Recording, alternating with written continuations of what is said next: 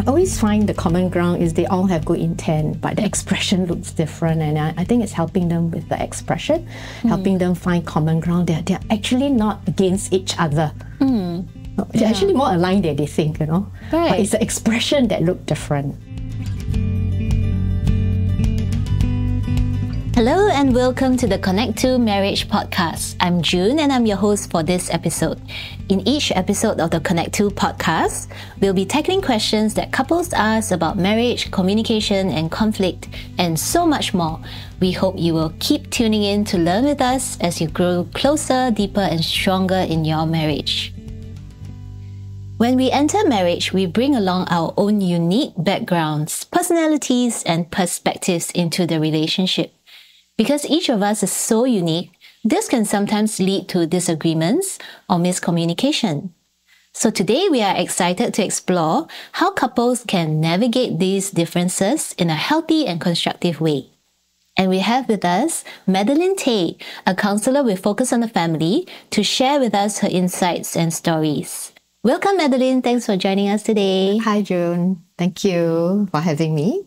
To warm us up to this topic, could you share what are some of the most common differences you see in the counselling room? Couples often come with differences, I think, or conflicts. And some of the issues that come up can be habits of daily living, how they manage finance, how they manage their time together, balancing their own personal time. They also have differences in terms of sexual intimacy, how they view and an expectation. These are some common issues. Although I think habits of daily living is common, but maybe they will not come for that. That seems to be packed together with the other maybe bigger issues. Right. So those habits of daily living I would expect is the squeeze toothpaste or roll toothpaste, toilet seat up or down, those kind of things, right? That can lead to annoyances but may not actually bring a couple to counselling.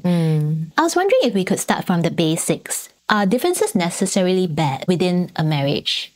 If you look at it and able to think about it, sometimes couple can build on it and get to know each other better. Differences is almost in every couple. It's not uncommon. It's almost present in every couple.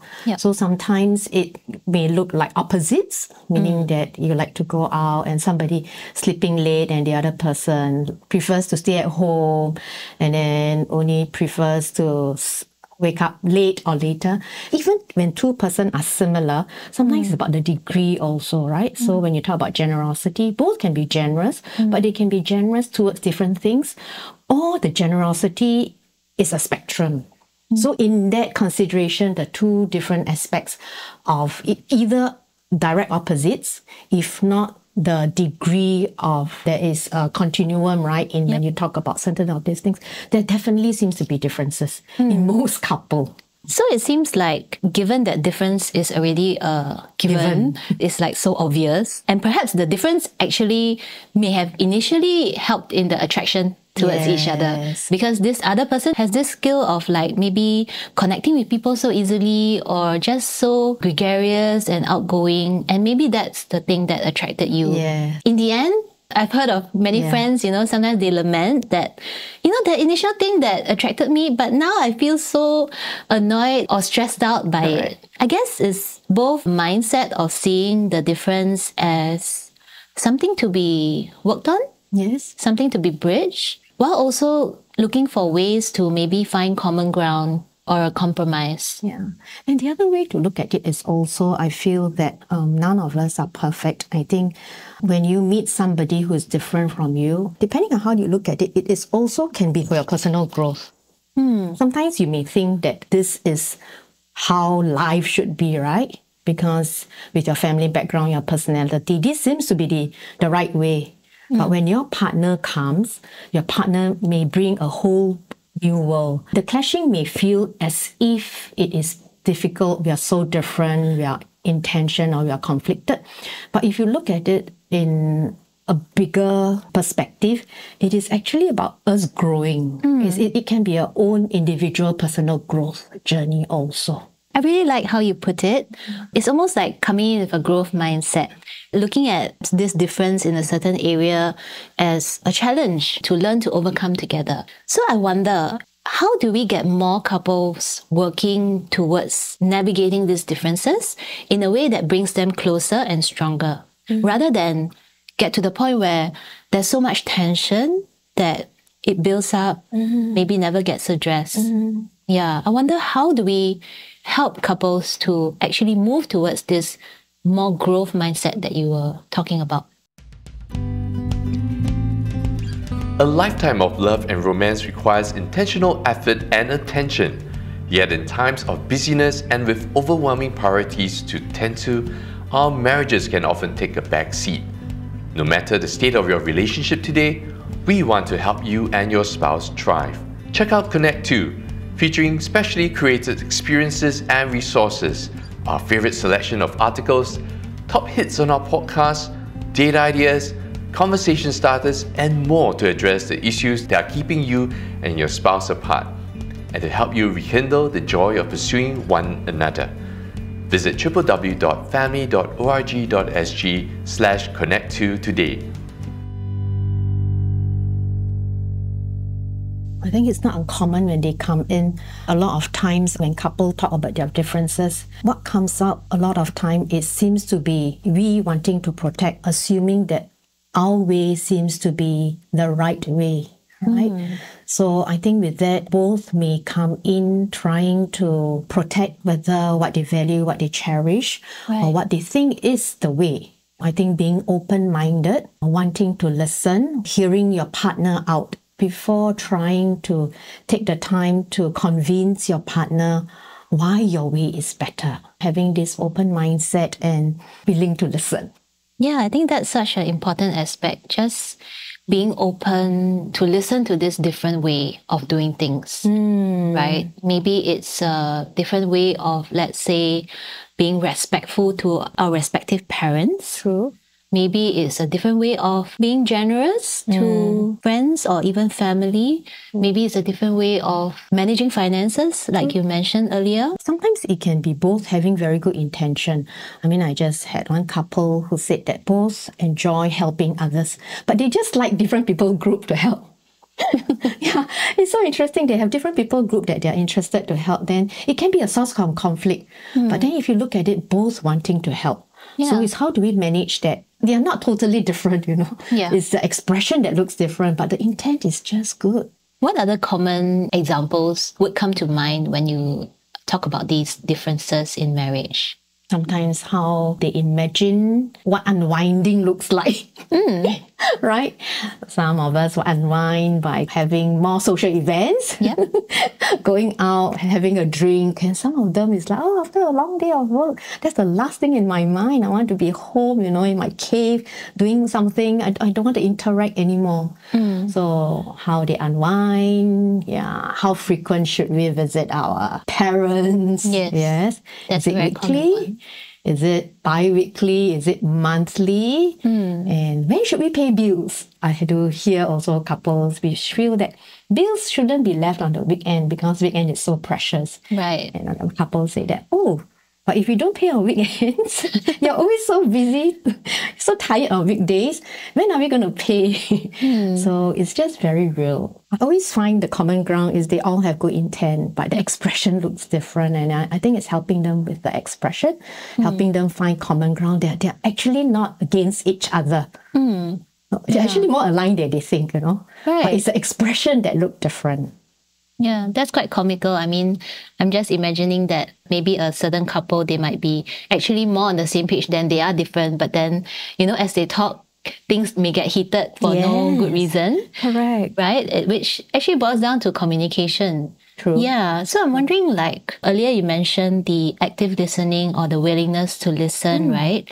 In the heat of the moment, when the emotions are running high, do you have any tips to share on how we can sort of just keep things calm and be able to be in that space to listen well? I realized that this is one skill. It is underrated, okay?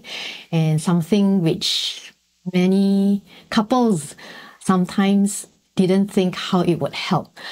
And the skill is time out. Time out. Tell us more.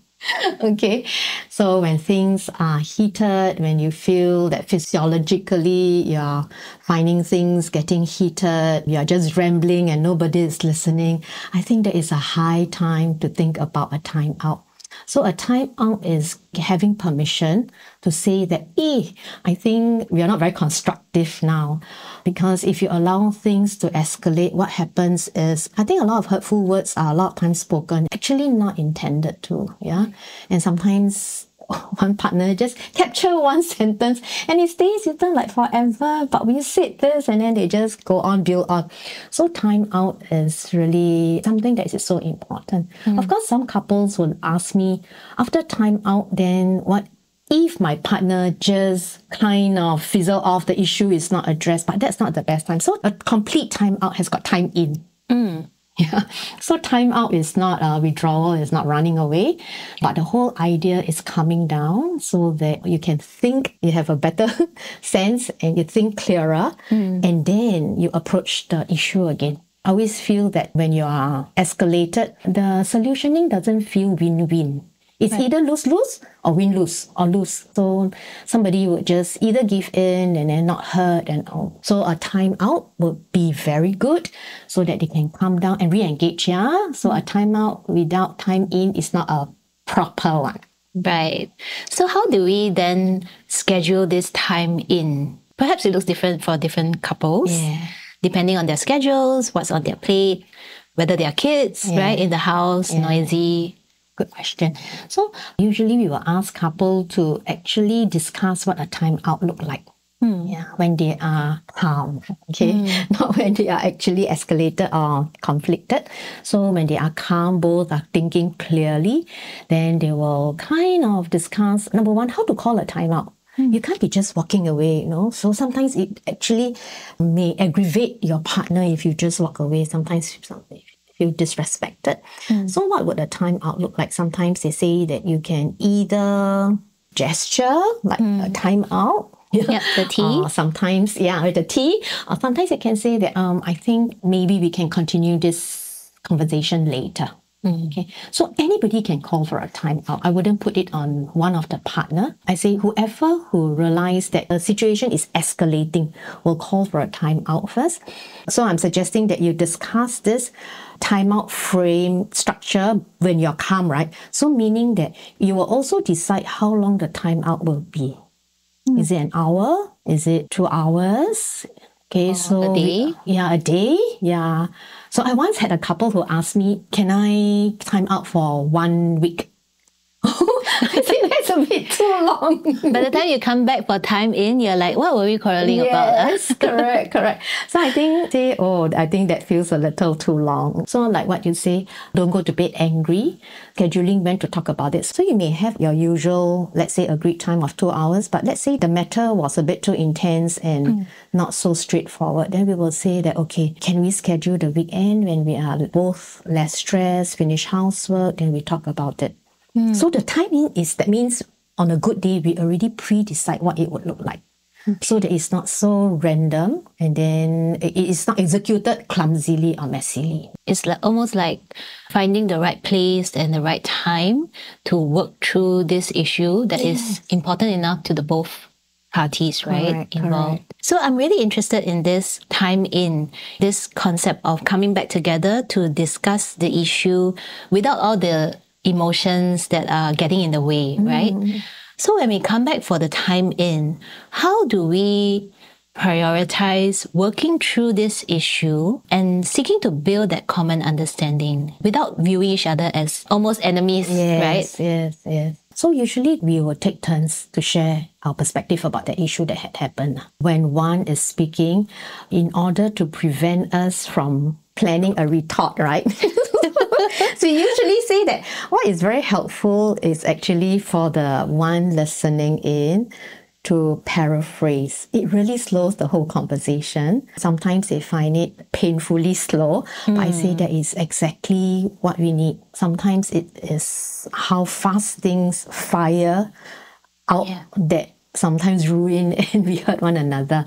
So it's a slowing down and a paraphrasing. Paraphrasing would mean that, for example, June, if you tell me something, I will paraphrase it to say that this is what I'm hearing, is it correct? And it allows clarification before things get too muddled up. Right. So from the start, and you will share how you feel. Then the other partner will also come back in to paraphrase and shares. So it's taking turns talking, and when one partner is sharing their heart or their feelings or their thoughts about the topic, the other must really just truly listen and try to capture, every nuance or emotion in what that person shared. And we have to slow down. That's what I heard.